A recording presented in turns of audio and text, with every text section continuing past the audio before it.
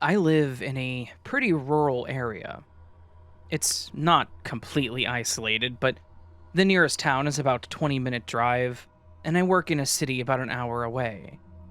I got my house pretty cheap, and it was perfect for me.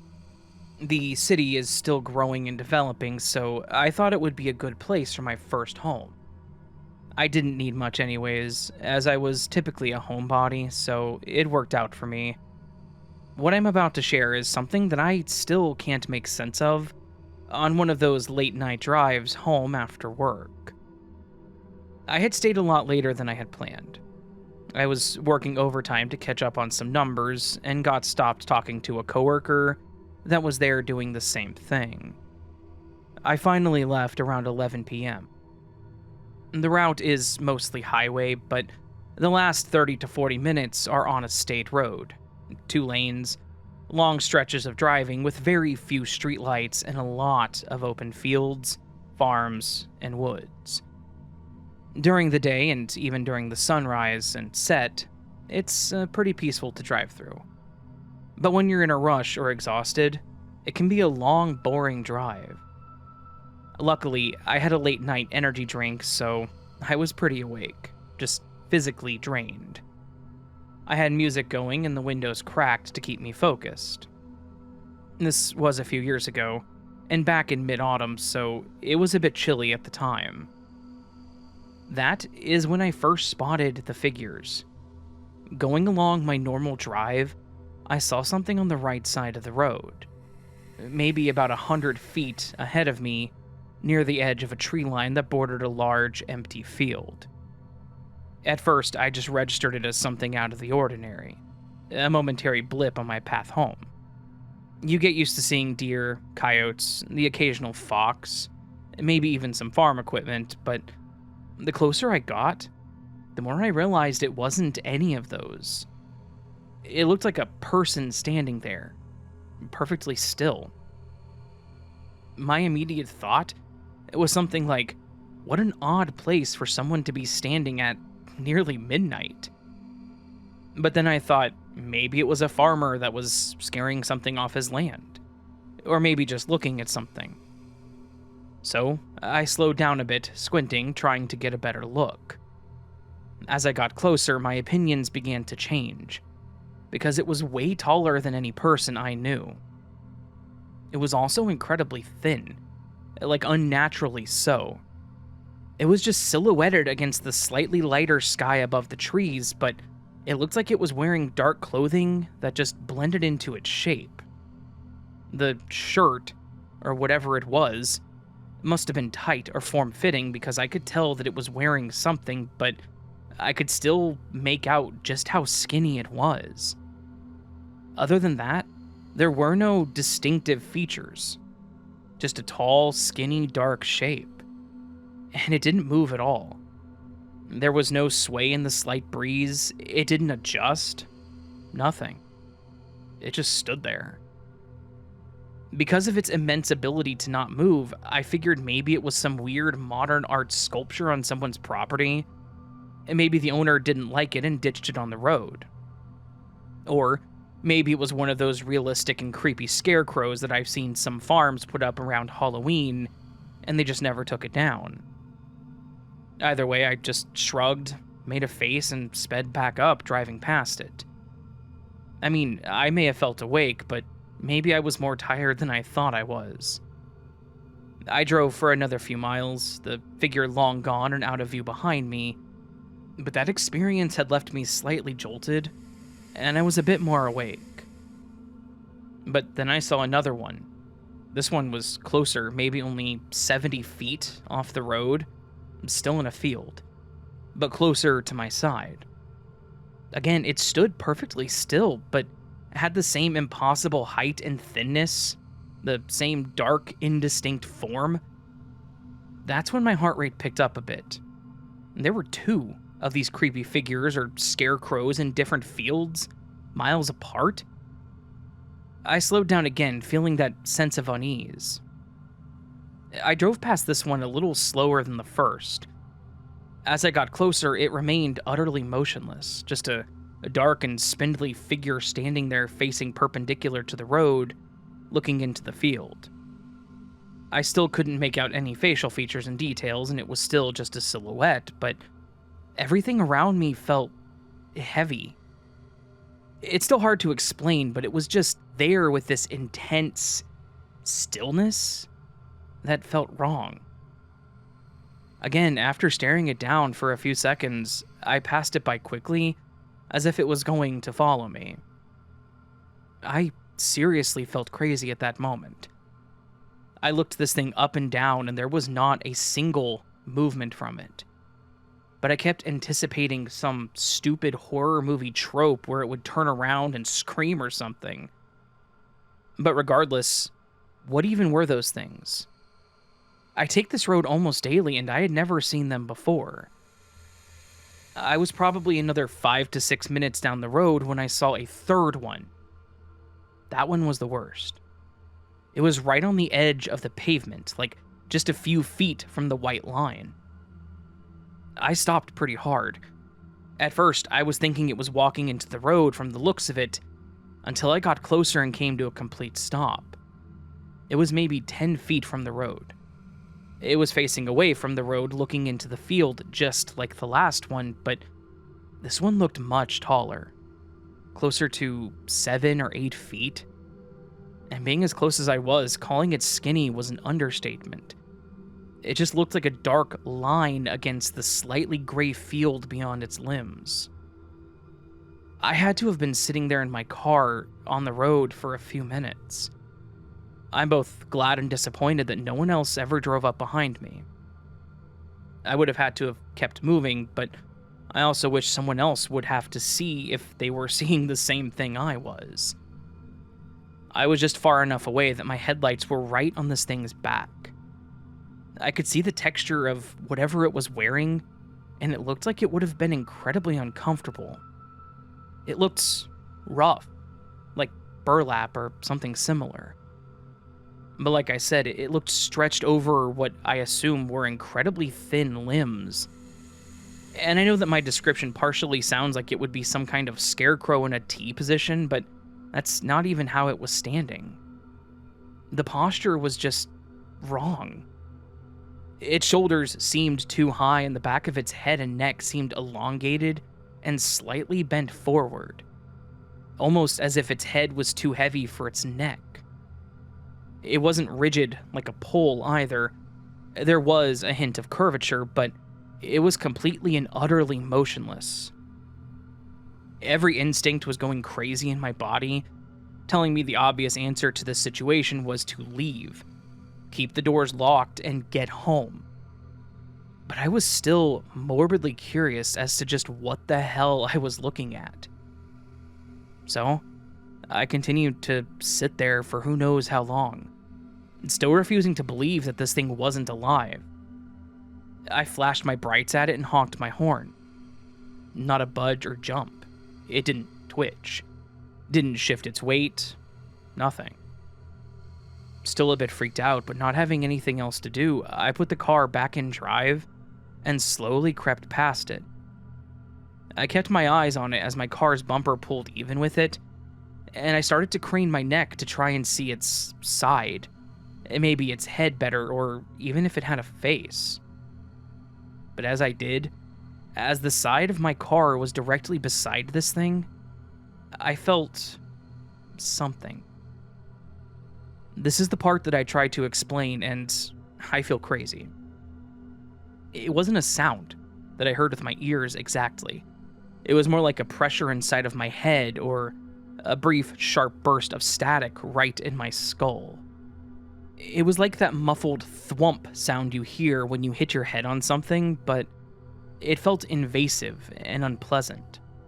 Like a tiny silent scream or a blast of interference inside of my mind. Like someone just barged into my head and started going through my memories. Things were coming up that I had no reason to think about at that point in time, but yet, there they were. I had a slight moment of control, and I looked back at the figure, and I caught the tiniest glimpse of its face. But what I saw wasn't much of a face. It was just smooth and featureless, like that same burlap-like fabric was pulled over its face, but The shape was long and sloping. The only thing you could make out was where one of its eyes should have been, and it was just a dark hole. And, well, that was it. The moment my brain fully came back to my control, it switched from, what is this freaky thing, to, this is an absolute primal terror and you need to get as far away from it as possible. I floored it. I curved slightly, fearing something might happen if I just grazed the damn thing, and I took off, not even checking my rearview mirror. I just drove as fast as I dared on that dark road, praying that something else didn't pop out at me. My heart was pounding so hard that I was struggling to catch my breath. I was sweating, which made no sense with how cool it was, and I remember being too afraid to even check my mirrors. I got home, locked my door, made sure my windows were locked, closed every blind and curtain, and turned on practically every light. I didn't want to be in the dark, and I've never had that problem before.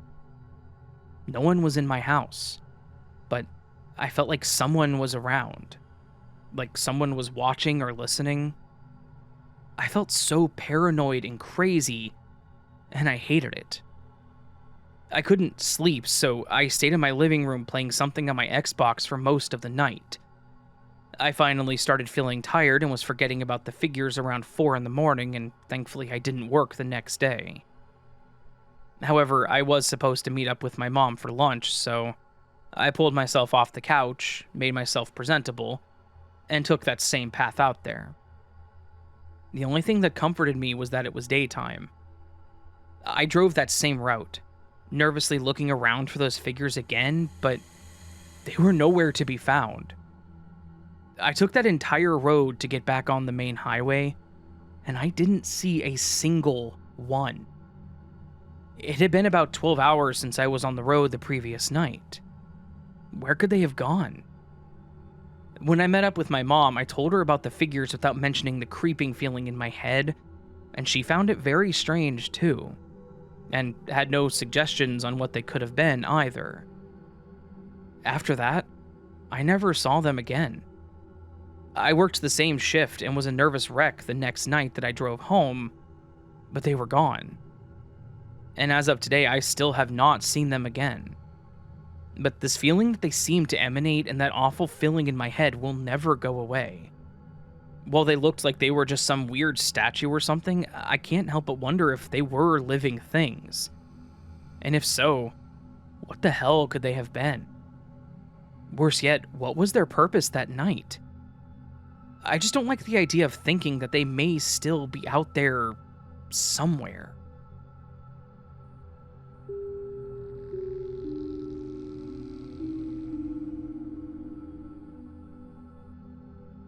So this happened to my friend Rachel and I back in 2021. Things were just starting to get back to normal, and we hadn't been able to hang out as much as we used to, so we finally made plans. We were going to get stuff to make pizza at her place and just watch movies and craft all night. Unfortunately, Rachel started feeling ill that Friday morning, so she said that she would monitor how she was and let me know. I was supposed to go over there that night, but she texted me later that afternoon saying that she was feeling like garbage, and that it was best that we cancel. Just to be sure. I told her it was no problem, to take care of herself and keep me posted on how she was doing. She didn't know what it was, explaining how she'd had a headache the previous night and was now feeling sick, but she didn't want me over in case it was contagious, and I agreed. Shortly after, I called my mom for our normal weekly talks that we'd had. I told her I was going to Rachel's, so we were going to skip this time, but I went ahead and called her since she had canceled. Most weeks, those calls end up being an hour long or so. We just catch up on what's going on at home, work for me, or the latest drama happening in her book club. She'll let me talk to my dad for a bit and then back to her. It was a pretty normal call for us. The call lasted a little over an hour, and when we hung up, I got a notification on my phone for a voicemail. I thought it was strange because I hadn't missed a call. There was no call that popped up. I swiped it away, at first thinking it was just a notification for the app and not from an actual call. I didn't think about it very long because my initial logic was that I had no missed calls, so no reason that I would have a voicemail from someone. But then shortly after, as I was making myself something to eat, I got the notification for the voicemail again. Since I was waiting on the microwave, I finally opened the voicemail app, and that's when the weird things started. The voicemail, according to the app, came in while I was on my phone with my mom. And it was from my phone number. Like I had called myself and left a voicemail. Clearly that wasn't possible, especially so when I was actively on a call with my mother.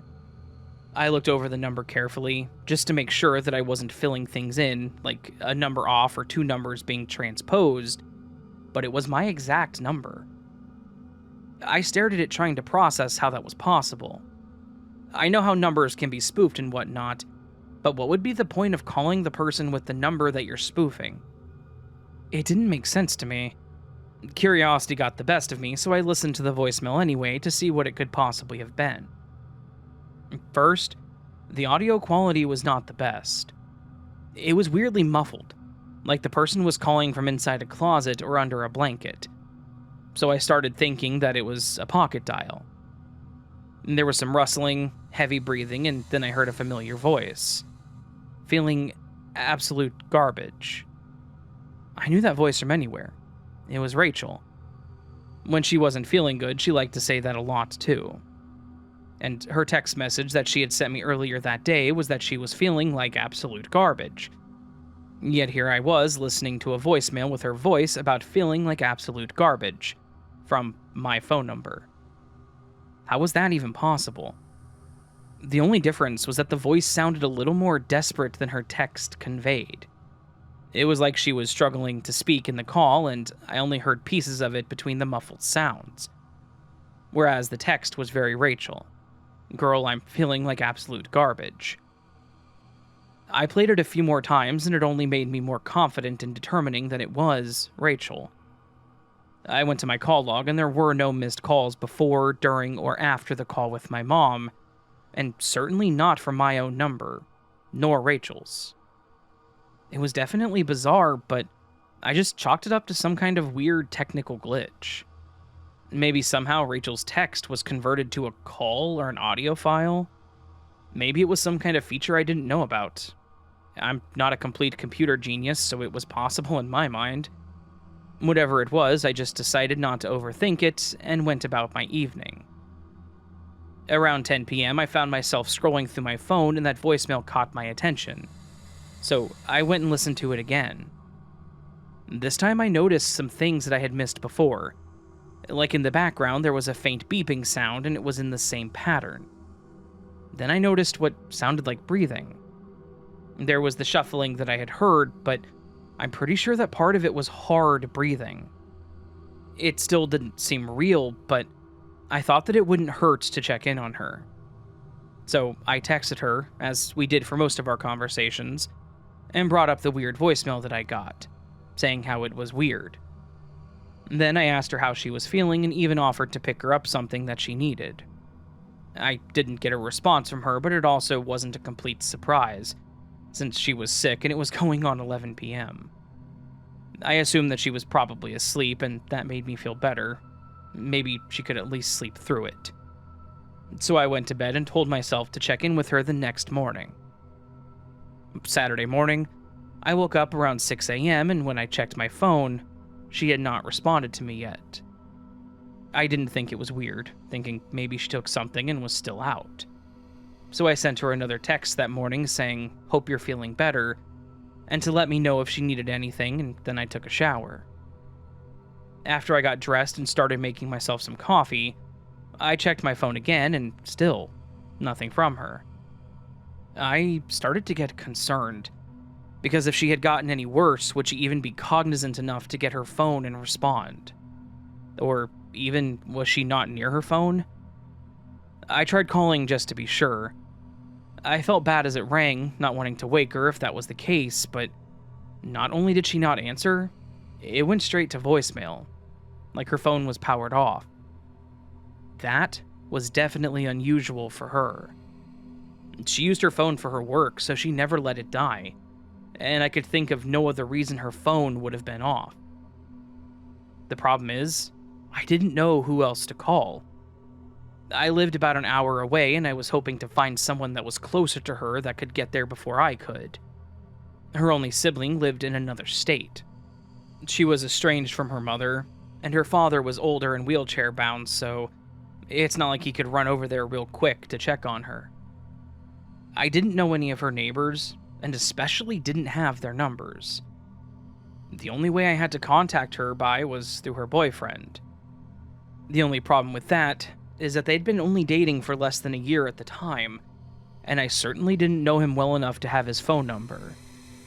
We were, however, friends on Facebook, so I looked him up and messaged him.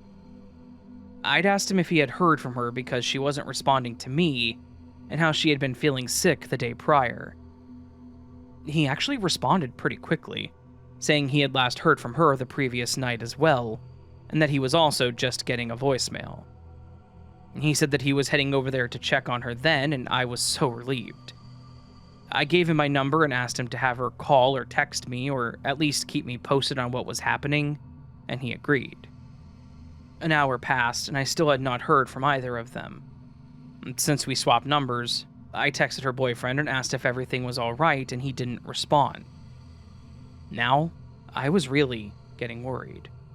When he didn't respond after about half an hour, I actually called him, feeling like some crazy paranoid friend. When he answered, his voice was low, but I could also hear the stress in his voice. I asked him what was going on, and to my surprise, he said he was at the hospital with Rachel. He told me that she didn't answer the door when he arrived, and since he had a spare key, like I did, he let himself in. That's when he found her unconscious on her living room floor. Her phone in the kitchen was dead. He said that he called 911 immediately, and when they came out, they started doing tests. One of them pulled out a tester that he didn't know what it was at the time, and that's when one of them mentioned the carbon monoxide levels were extremely high, and that they all needed to get out of there immediately. He didn't even have time to get Rachel's phone, which was a problem because he was trying to get her dad's number. Thankfully, I had it and told him I would call her dad so he could stay with her. But what really bothered me was that the paramedics told him that she was lucky he showed up when he did, because much longer and it likely would have been fatal. I was in shock. It explained why she wasn't feeling well, and it could have started with their headache she had on Thursday night. But then I started piecing the timeline of events together. She had a headache Thursday night, started feeling sick Friday morning, and canceled because of how bad she was feeling. It came on so quick that we both figured it was just a stomach bug or maybe a bad migraine causing her to feel ill. Knowing Rachel, she probably hadn't charged her phone yet, and that's why it died, because at some point on Friday night she had passed out nowhere near it. I rushed out of my house to head to the hospital to see her, and when I talked to her, her timeline matched up too. She said that she was feeling really dizzy and nauseous, so she went to grab some water, as she had been lounging on the couch since it was the quickest access to the kitchen and bathroom. Her room was upstairs. She didn't realize how low her phone was, or that she had left it in the kitchen, but she remembered walking back to the living room. That's when the room started spinning and her body felt really heavy. And then she woke up in the hospital. But it was the time that really struck me. The weird voicemail I got was about the same time that she mentioned she would have passed out. She was comparing the times based on what was on TV and what all she had done, and it fit. Somehow, I got a voicemail from my phone number of her voice around the time she would have passed out or right before. After I got to the hospital and talked to her about what all happened, I asked her if she saw the message I sent about the voicemail, and she hadn't. So I shared it with her. I even let her listen to it. She was just as shocked as I was. That was definitely her voice, but she said that she had not called me that night. We both thought that it was pretty freaky, and I had this horrible sense of guilt wash over me. This was definitely some bizarre event, but what if it was supposed to be some kind of warning or call for help? What if her boyfriend had never gone over to check on her? What if I still went over there that night? Would it have affected me too? Thankfully, they were able to identify where it was coming from. It was the water heater. There was a crack in it, and apparently it finally broke when Rachel had taken a shower Thursday night. She was living in an older rental house, and the landlord didn't have any CO2 detectors installed, which would have caught this. I also think that's what the beeping was in the voicemail, as a way of warning me of it, and I didn't really think of that or catch on to it. It was reported, of course, and the landlord was pretty crappy and wanted to take his time getting it repaired, so Rachel just moved out and in with her boyfriend instead. That was their plan when her lease was up anyways. But since this happened, we've both agreed that the voicemail had to have been some kind of warning. We joked that we were so in tune with each other that maybe our phones were too. And then we thought, what if in another timeline we didn't check on her in time, so she was left to die alone? Maybe it was a cry for help to not let it happen again? Otherwise, we have no explanation for that voicemail. I have since gotten a new phone, and while I refused to delete that voicemail, it unfortunately did not transfer over with the new phone. What's worse is I didn't even think about it before I reset my old phone, so now it appears to have been lost for good. Or maybe it is out there somewhere, waiting to be the push another version of me or someone else may need to check on Rachel. If you're enjoying the video so far, please do be sure to hit that like button. It does help the video do better, so I would appreciate it. Thank you. I came upon your podcast a few months ago, and I've been listening and observing. They're quite interesting. Some of the stuff going on out there is pretty amazing, very freaky, and some insanely unbelievable, if I have to say so myself. Let me start out by saying that my name is Doreen. I live in West Palm Beach, Florida. I'm a spiritual medium. I'm talking the real deal. I keep it to myself and use it where God leaves me. Believe me, good is returned with good. What goes around always comes back around. I got this gift 25 years ago when I was saved from a head-on collision and I was teleported, not kidding, from one side of the two-lane overpass bridge to the other. But maybe that story's for another day. Okay, so warning, this is a tearjerker, so get some tissues. Okay, here's something that happened to me a few years ago at the veterinarian's office. I had this feeling to take my cat, Angel, to the vet. She's now deceased from cancer. Oh, and there is a rainbow bridge, it's for real. I have another story on that again, but maybe for another day. As I was waiting in the lobby reading a magazine, a woman sits down across from me with a small crate, so I knew right away it was a cat. All of a sudden, I start concentrating on the crate and look inside. Couldn't see much, but felt more. She was crying.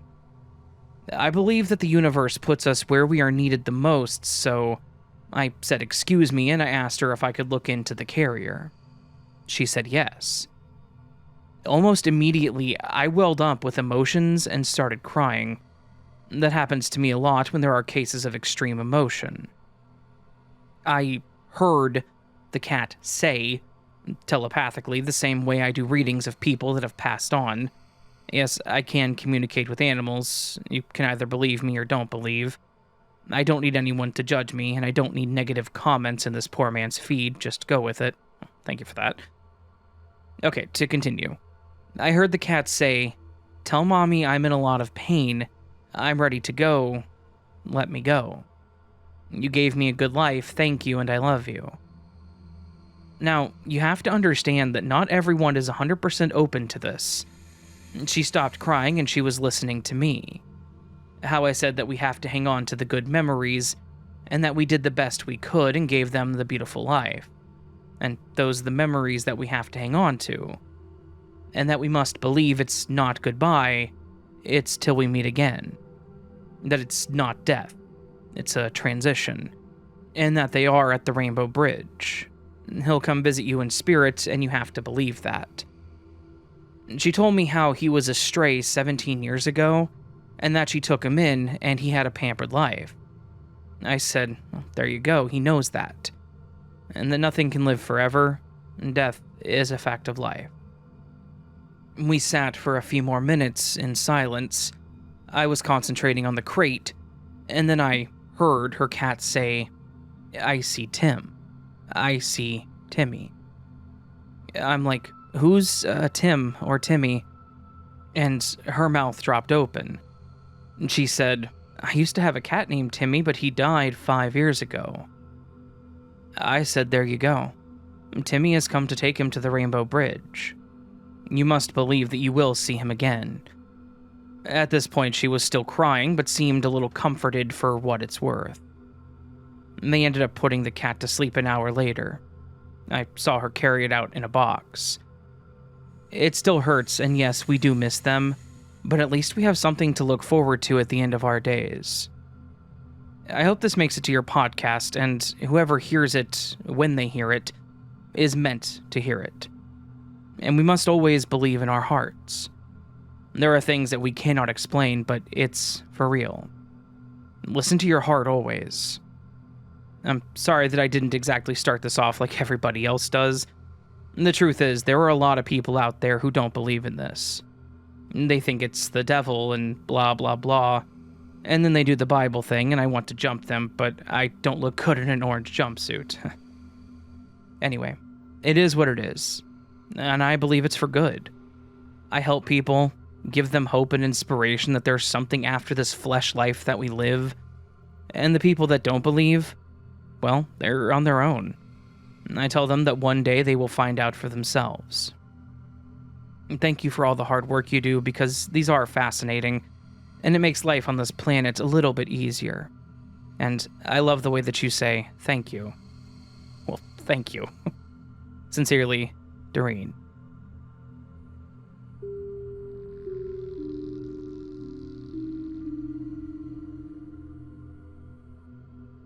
Hello.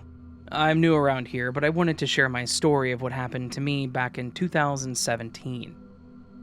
I was pretty confused and freaked out at the time, but I still remember the details like it just happened. However, I still don't have an answer for what I experienced. I had been out with a few friends for one of their birthdays, and yes, there was some drinking involved. I was a bit buzzed, but not completely intoxicated. I could walk, my words weren't slurring, and I could think straight too. However, I was still drinking, so I did not drive that night. One of my friends picked me up, and when I was ready to leave, I called for an Uber. Everyone was still having a good time, and I didn't want to pull them away, so I just took care of myself. When the Uber arrived, I gave him the address, and we left. I live in a residential neighborhood, maybe 15 minutes from downtown, in a small house.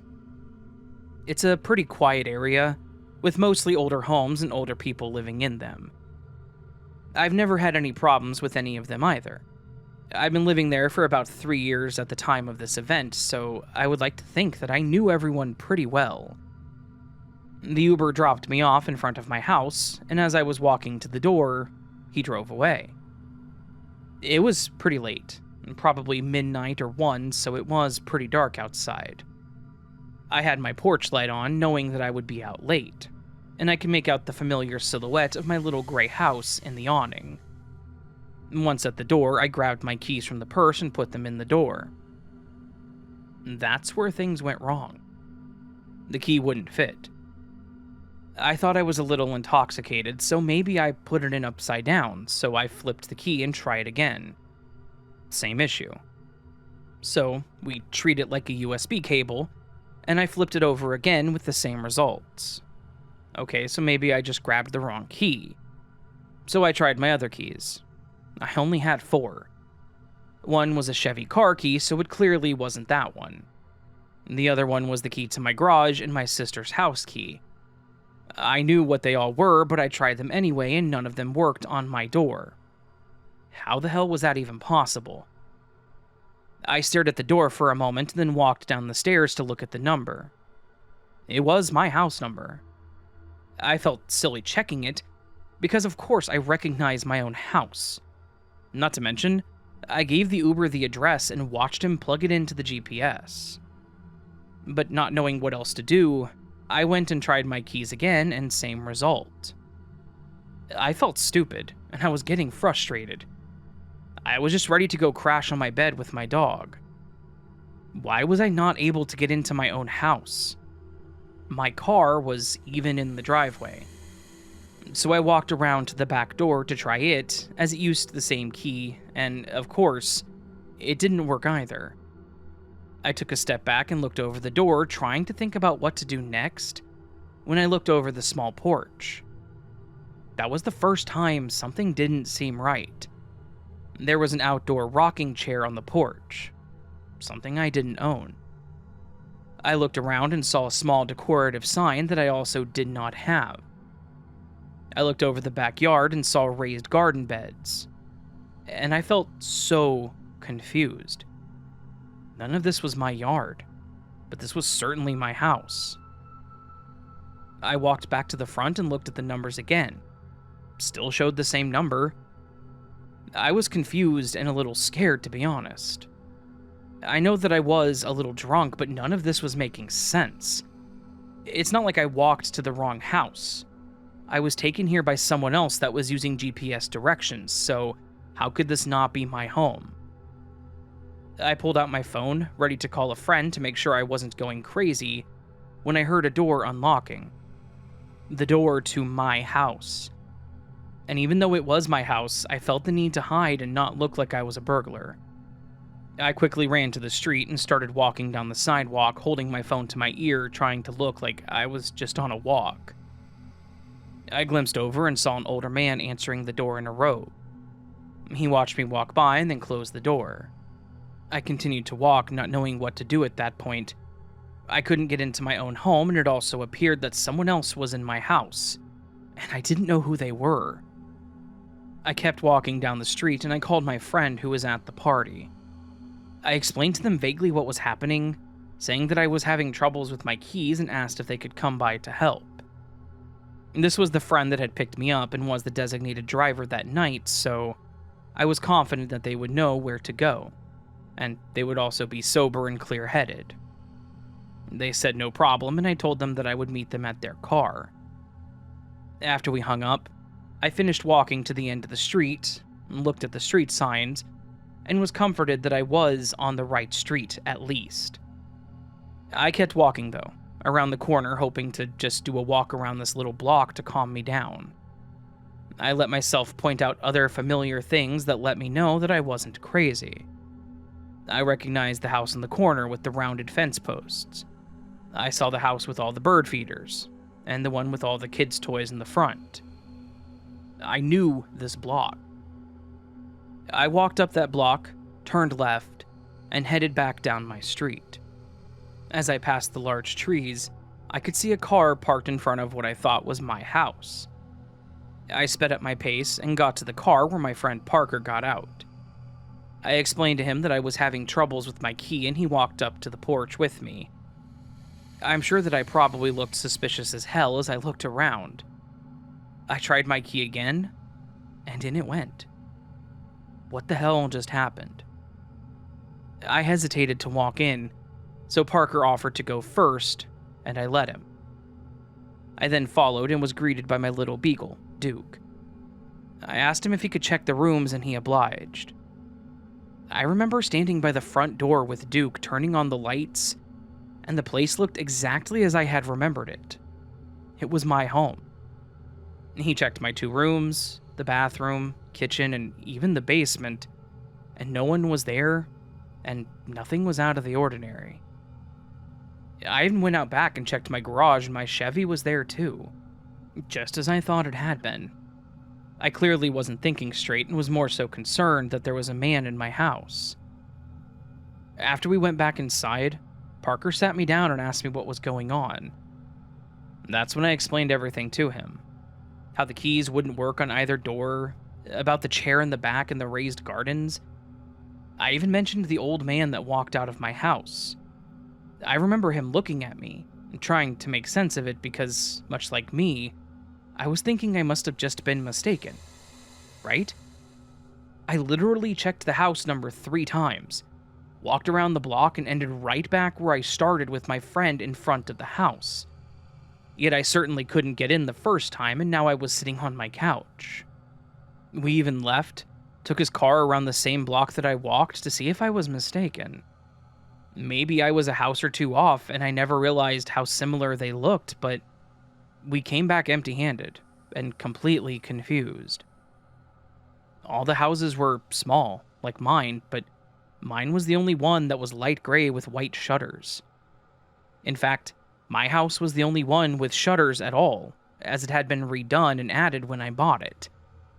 And none of the numbers were close to mine to have been mistaken. Like, my street number is 847, but there were no 874s or 487 or X47 on that block that would have confused my house with. So what the hell happened that night? He took me back home, and I just said maybe I was tired or something, and tried to let it go, not wanting to worry my friend. But, to be honest, I was very worried. There's no way, even with the 2 drinks that I'd had, that I would have mistaken my house. So, how could my house have shifted, disappeared like that, and then returned when I went for a walk? I didn't even recognize the man that answered the door, and I never saw him again after that night. It's been almost a decade since that happened, and I still live in that same house, but thankfully I've never had something like this happen again. But after reading into glitches and parallel universes, I almost wonder if that may have been what happened. That maybe I went home at the wrong time and someone else was living in my house. I just hope that nothing else changes like that in my life, because I don't think I could handle it a second time.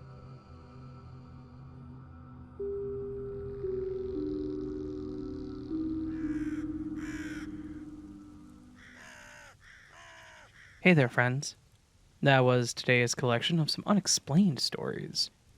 Some strange ones today, that is for sure, and yeah. I like these strange, scary, unexplained stories. Don't get too many of them that I would like to put in an unexplained category like this, but I get enough that I think it's a fun one to do, so yeah. Hopefully, you all enjoyed them.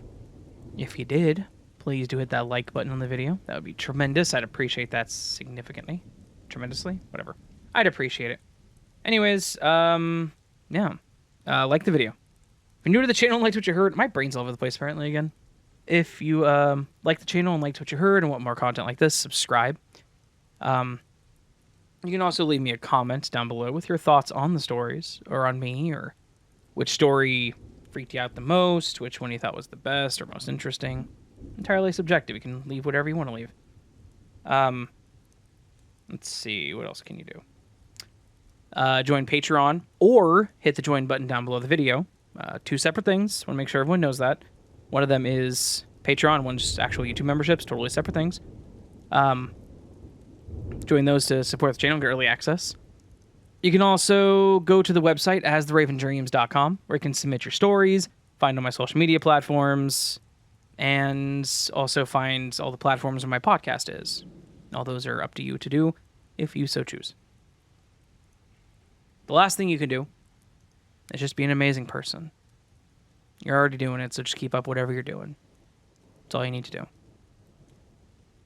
All that said, friends, hope you have a beautiful rest of your week. Hope I see you again here very soon. But until then, remember that you are loved, you are valid, you are important. You're the best you that you can be. Don't forget it, and don't let anyone tell you otherwise. Until next time, my friends, much love, and sleep well.